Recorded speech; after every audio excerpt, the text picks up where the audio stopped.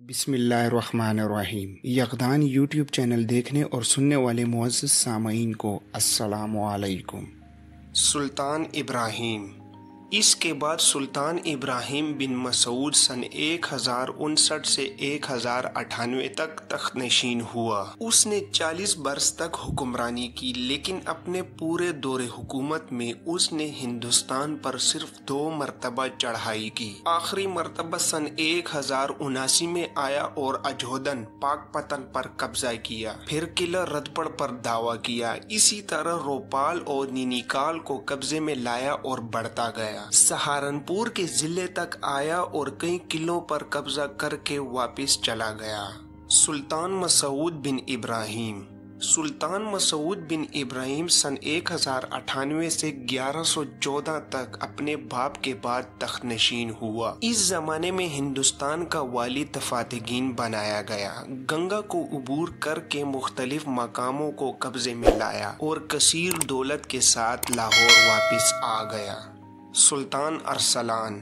مسعود بن ابراہیم کی وفات کے بعد سلطان ارسلان سن 1114 سے لے کر 1117 تک کا دور آیا۔ اس زمانے میں خوارزم میں نئی طاقتیں ابھر رہی تھیں۔ ایک نے سلجوکیوں کی جگہ لی اور دوسری نے غزنویوں کا خاتمہ کیا۔ ارسلان کے زمانہ میں سنجر سلجوکی نے غزنی پر قبضہ جما لیا تو وہ ہندوستان چلا آیا اور یہاں سے ہندوستانی لشکر فراہم کر کے غزنی پر چڑھا کی اور اپنے پایہ تخت کو واپس لے لیا، لیکن سنجر نے واپس آ کر پھر غزنی پر قبضہ جما لیا۔ ارسلان پہاڑوں میں چھپ گیا تو اسے پکڑ کر لایا گیا اور بعد میں قتل کر دیا گیا۔ محمد باہم والی پنجاب۔ اس زمانے میں ہندوستان کی ولایت کی زمام محمد باہم کے ہاتھ میں تھی۔ اس نے اپنی دانشمندی سے پنجاب کو بچائے رکھا اور پایہ تخت غزنی کے انقلابات کے اثر سے یہ صوبہ محفوظ رہا۔ بہرام شاہ۔ اس کے بعد بہرام شاہ بن مسعود سلطان سنجر کی بخشش کے طور پر، جو بہرام کا ماموں بھی تھا، غزنی کے تخت پر بیٹھا۔ محمد باہم نے غالباً ارسلان کی ہمدردی میں ہندوستان میں اپنی خود مختاری کا اعلان کر دیا، مگر بہرام نے غفلت نہ برتی، فوراً کوچ کر کے 1120 میں ہندوستان آیا۔ محمد باہم کو گرفتار کرنے میں کامیاب ہوا، مگر پھر خطا معاف کر کے ہندوستان کی حکومت اس کے سپرد کر کے واپس چلا گیا۔ قلعہ ناگور پر قبضہ۔ اس کے بعد محمد باہم نے قلعہ ناگور فتح کیا، اس کو مستحکم کر کے اپنا مامن بنایا اور عظیم الشان لشکر فراہم کر لیا اور مختلف راجاؤں سے مارکا آرا رہا۔ محمد باہم کی بغاوت اور زوال۔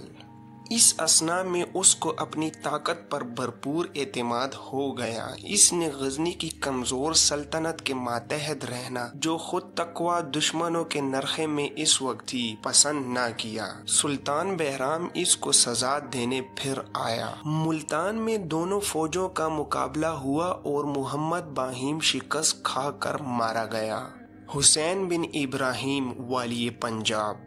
سلطان بہرام ہندوستان میں حسین بن ابراہیم علوی کو حاکم بنا کر چلا گیا۔ جب غوریوں کا حملہ غزنی پر شروع ہوا، بہرام مقابلے کی طاقت نہ دیکھ کر ہندوستان چلا آیا، پھر موقع پا کر واپس گیا اور غزنی پر قبضہ کر لیا۔ غزنی کی بربادی۔ لیکن پھر 1151 میں علاء الدین حاکم غور نے غزنی پر قبضہ کر لیا اور شہر میں آگ لگا دی، اسی سے جہاں سوز کا لقب پایا۔ سلطان بہرام غزنی کی بربادی کا صدمہ برداشت نہ کر سکا اور اسی غم میں ہندوستان واپس آ کر سن 1153 میں اس دنیا سے رخصت ہو گیا۔ خسرو شاہ۔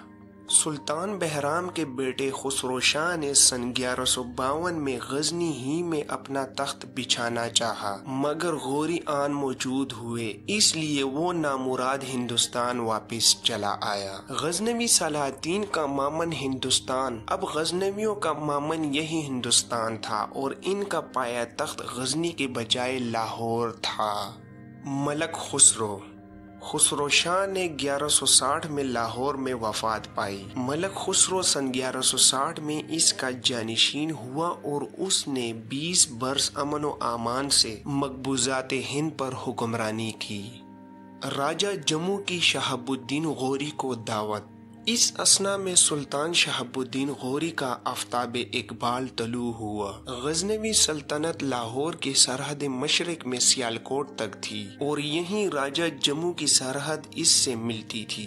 یہاں کے راجہ چکردیوا نے سلطان شہاب الدین کو پنجاب کا خاتمہ کرنے کی دعوت بھیجی۔ شہاب الدین کے حملے ہندوستان پر شروع ہو گئے۔ پشاور، ملتان اور سندھ کو اس نے فتح کیا۔ پھر 1186 میں لاہور پر فوج کشی کی۔ خسرو ملک کا قلعہ بند ہو گیا اور شہاب الدین کو واپس جانا پڑا۔ کچھ عرصے بعد وہ پھر ہندوستان آیا اور سیالکوٹ کے قلعے کو فتح کر کے اس کو مستحکم کیا۔ آل سبکتگین کا زوال۔ اس کے بعد 1186 میں وہ لاہور آیا اور خسرو ملک اور اس کے پورے خاندان کو گرفتار کر کے غزنی لے گیا اور وہاں زابلستان کے قلعے میں قید کر دیا، جہاں اس نے سن 1192 میں وفات پائی۔ اس طرح ہندو مسلم دونوں حکمرانوں کے باہمی صلاح و اشتراک کے عمل سے ہندوستان میں آل سبکتگین کی غزنوی سلطنت کا خاتمہ ہو گیا۔ محمود غزنوی کی سیاست۔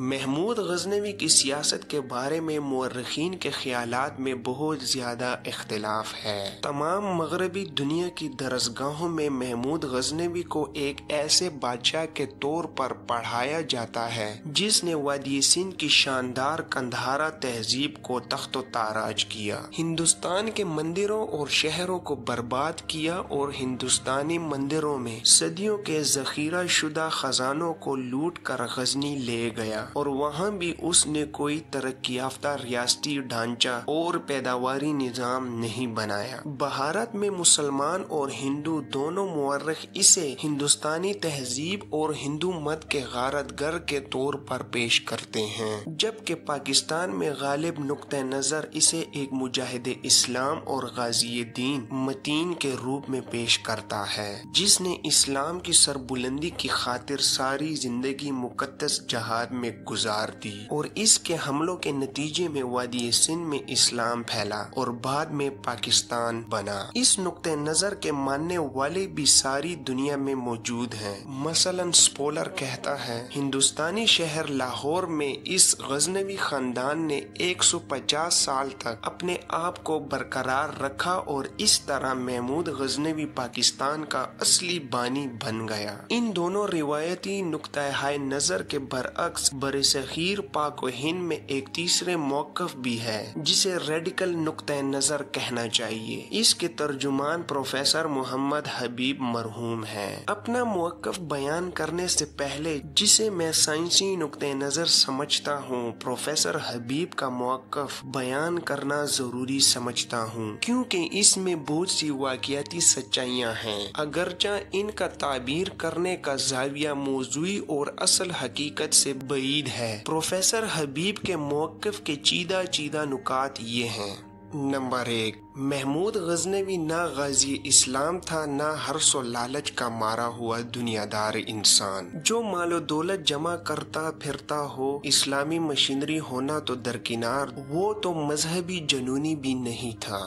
نمبر 2، وہ شراب اور عورت کا شوقین تھا۔ جتنے اس کے پیش رویا بعد میں آنے والے بادشاہ تھے، سلطان محمود غزنوی کے کئی ناجائز بچے تھے۔ مثلاً احمد نیالتگین کے بارے میں ایسی بات مشہور تھی، بحوالہ امام ابو الفضل بیتی جو سلطان محمود غزنوی کے دفتر میں ملازم تھا۔